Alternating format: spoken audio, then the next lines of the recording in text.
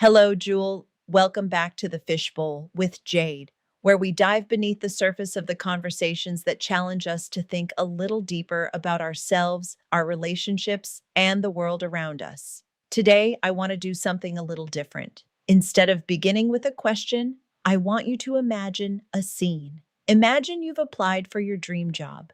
You arrive a few minutes early, dressed professionally, carrying your resume, and feeling confident because you've spent years preparing for this opportunity. The interviewer walks into the room, shakes your hand, smiles, and says, "Good morning, Ms. Mills. Thank you for coming in today. I've had an opportunity to review your resume, and I must say it's quite impressive. I see your education, your accomplishments, your work experience, and all of the things you've achieved over the years. Before we move any further, I just have a few questions. Tell me, if we contacted your previous employers, what do you believe they would say about you?" Most of us wouldn't think twice about that question because we understand that's part of the hiring process.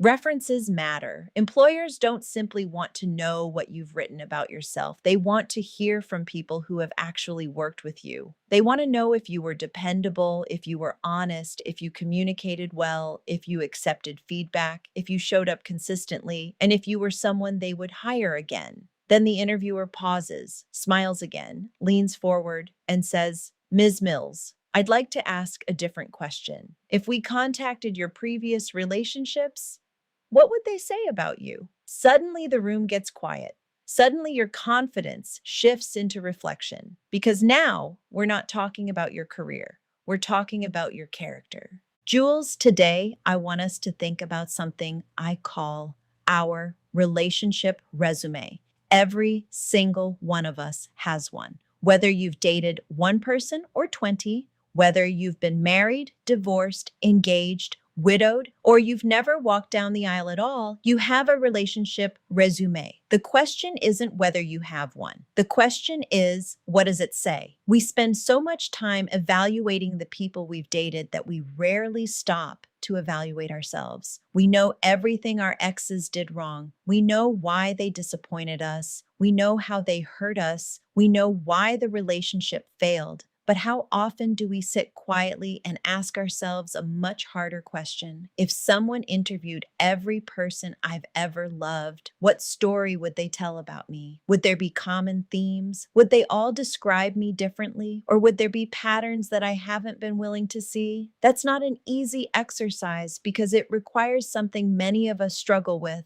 honest self-reflection. It's much easier to become an expert on someone else's flaws than it is to become a student of our own. Let's stay in that interview room for just a little while longer. The interviewer looks at your resume again and says, "Ms. Mills, I see you've listed communication as one of your strengths. Tell me about a time when communication broke down in one of your relationships. What did you learn? Isn't that interesting?" We all list our strengths before anyone asks us about our weaknesses. We tell people we're loyal, kind, patient, understanding, honest, supportive, and trustworthy. But references often tell a fuller story than resumes ever do. A resume tells me what you believe about yourself. A reference tells me what someone else experienced. Those aren't always the same thing. One former partner may say, "You were the safest person they ever loved." Another may say you shut down every time conflict appeared. One may describe you as patient and understanding. Another may remember someone who struggled to apologize or became defensive whenever accountability entered the room. Does that automatically mean one person is lying?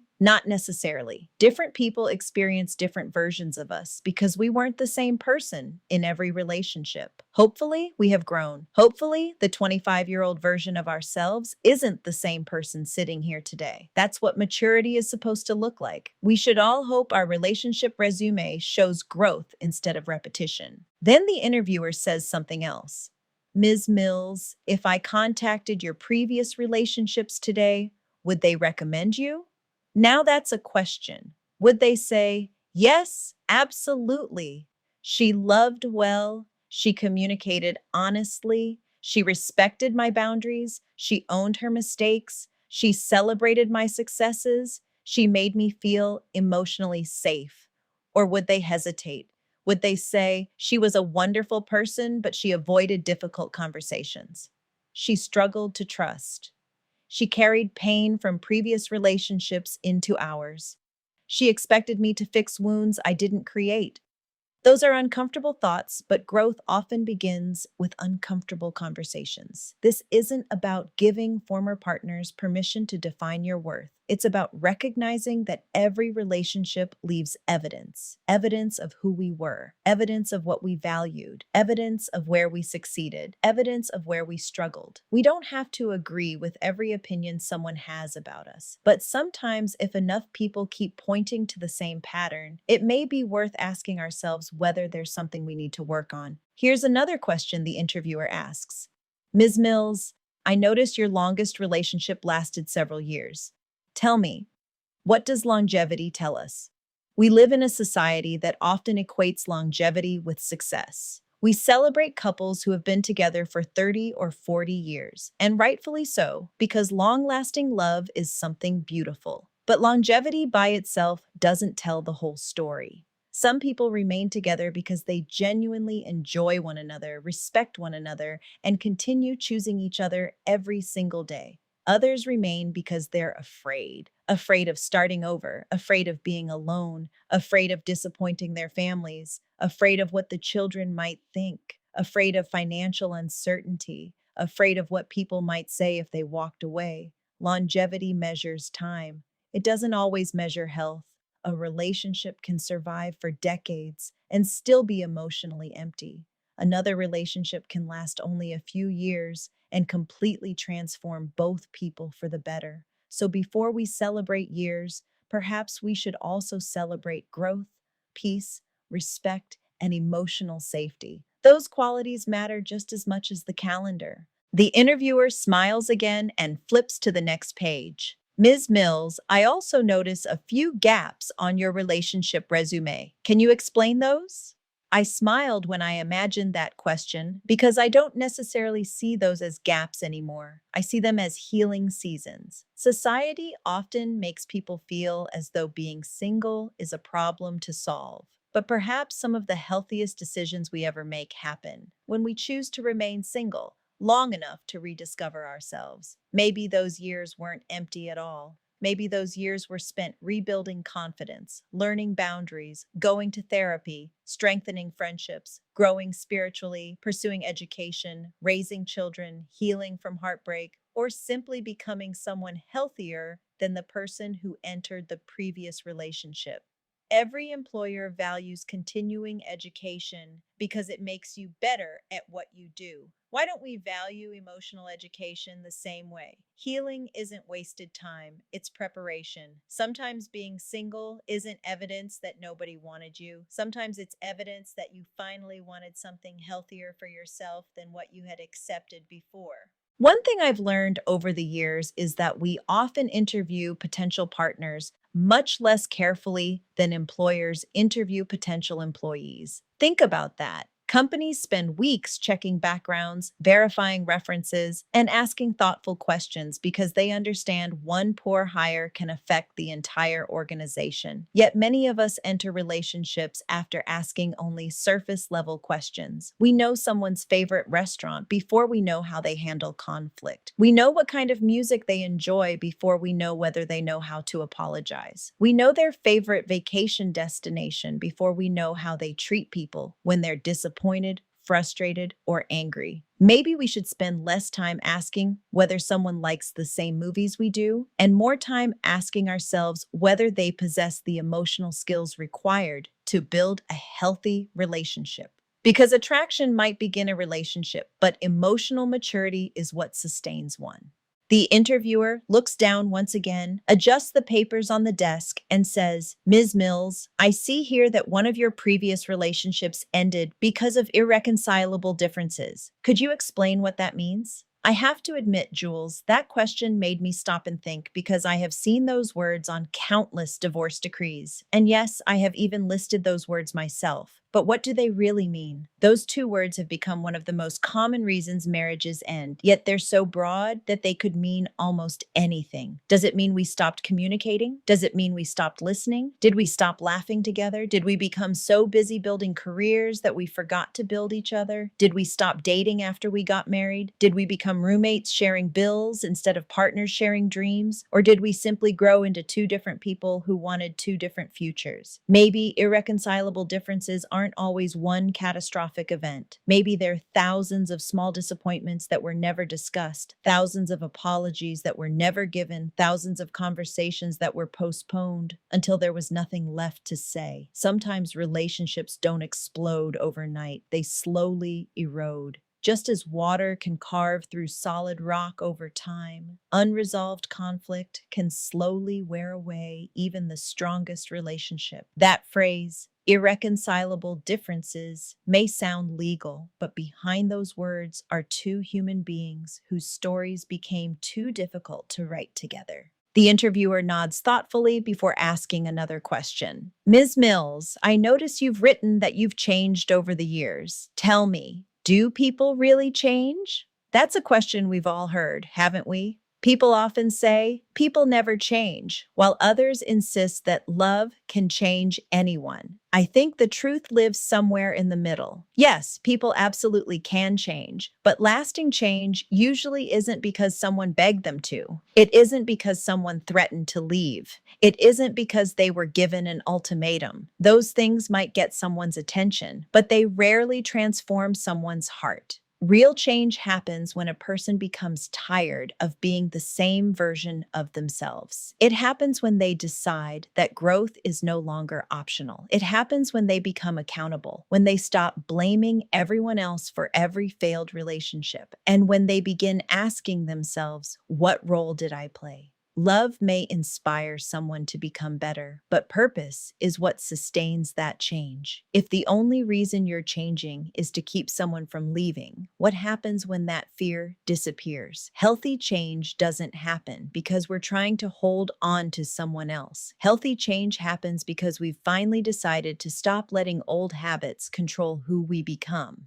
That question naturally leads me to another one. Do people change for the person they truly want to be with? Some do, but I think we've misunderstood what that means. It's easy to change temporarily while you're trying to impress someone. Most people put their best foot forward in the beginning. We communicate better, we're more patient, we listen more closely. We overlook little annoyances because we're excited. But eventually, life happens. Stress happens, disagreements happen. That's when our true emotional habits begin to appear. Sustainable change isn't demonstrated during the honeymoon phase. It's demonstrated during disappointment. It's demonstrated when you're angry, but still choose respect. It's demonstrated when you're hurt, but still choose communication over silence. It's demonstrated when you admit you were wrong instead of defending your pride. Anyone can pretend for a season. Character reveals itself over time. The interviewer smiles again and says, Ms. Mills, let's talk about your qualifications. If relationships were careers, what skills would make someone qualified? I love that question because we spend so much time talking about chemistry that we rarely talk about competency. Chemistry may bring two people together, but it doesn't teach communication. Attraction doesn't teach accountability. Passion doesn't teach conflict resolution.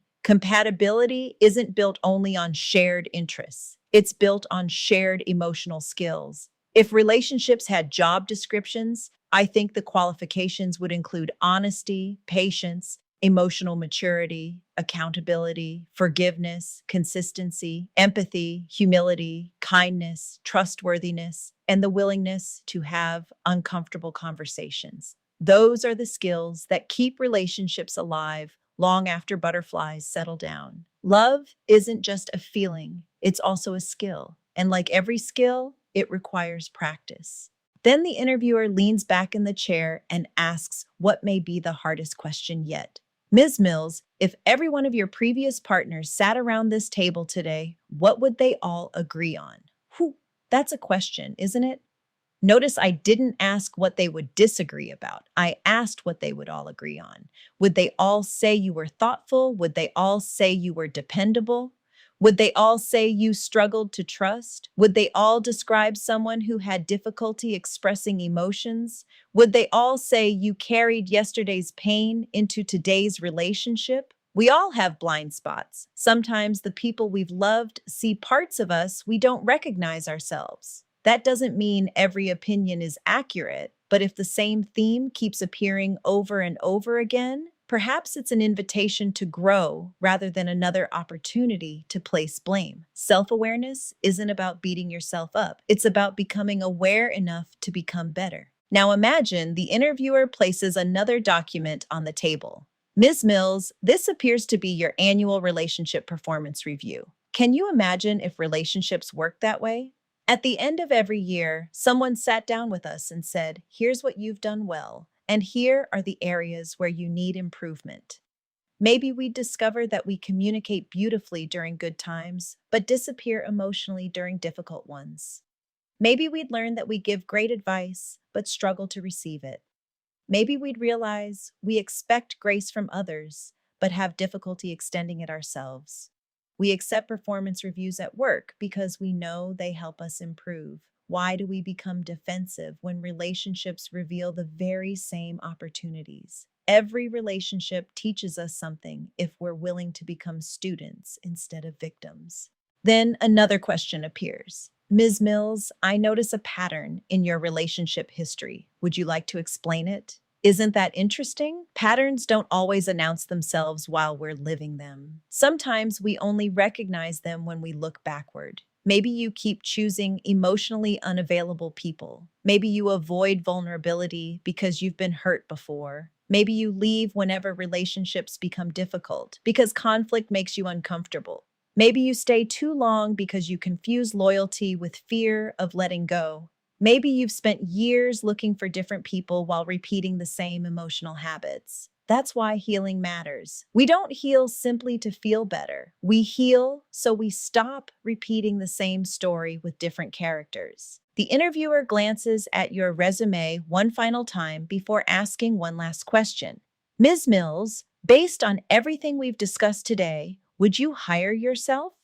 Notice that I didn't ask whether someone else would hire you. I asked whether you would. Would you trust yourself with someone else's heart?